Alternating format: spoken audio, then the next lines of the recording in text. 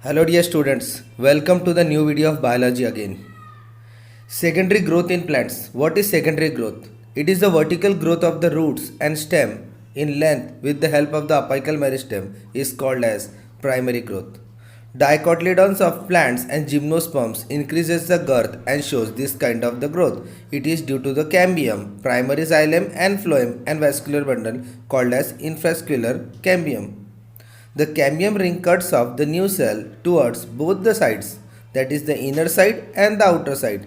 The cells that are cut off towards the pith, that is inner side, mature into the secondary xylem, and the cells that are cut off towards periphery mature into the secondary phloem. Generally, the amount of secondary xylem is more than the amount of the secondary phloem. This is the cambium ring which divides the cells into the two sides, that is the inner sides and the outer sides. Together forms the secondary growth in the plant. The woody plant secondary tissues constitutes the bulk of the body. This provides the support, conduction of the water and minerals and protection to the plant.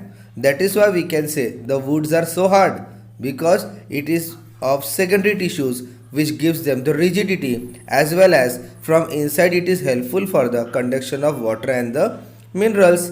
The lateral meristems plays a major role in the development of the secondary tissues.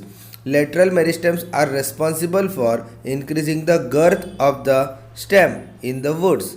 So, when we are considering the girth of a plant, that is the big tree, the lateral meristems would be playing a major role in the development of secondary tissues. Secondary tissues are generally useful for the secondary growth in the plants. Let us see the formation of cambium ring. Cambium ring formation. With the onset of the favorable season, meristematic cells of intravascular cambium becomes active. Simultaneously, the ray parenchyma cells, both fusiforms initial and the ray initial, becomes meristematic. This is known as dedifferentiation. This forms the patch of the cambium cells, that is the meristematic cells, in between the adjacent bundles and produce intravascular cambium. Now, both intravascular and intravascular cambium works together to forms a cambium ring.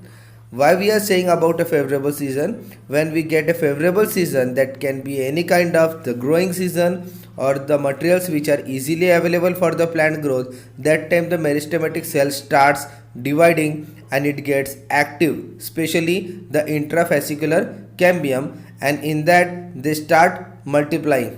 We will see the structure in detail now.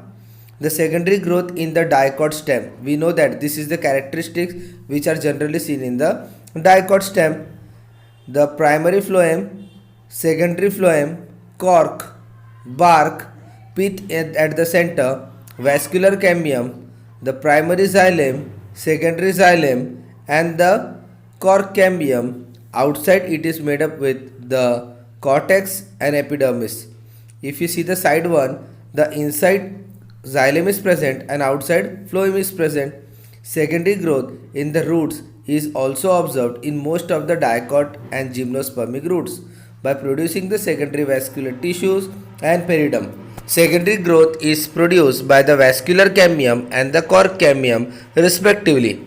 The conjunctive parenchymatic cells and the inner edges of the primary phloem bundles becomes meristematic.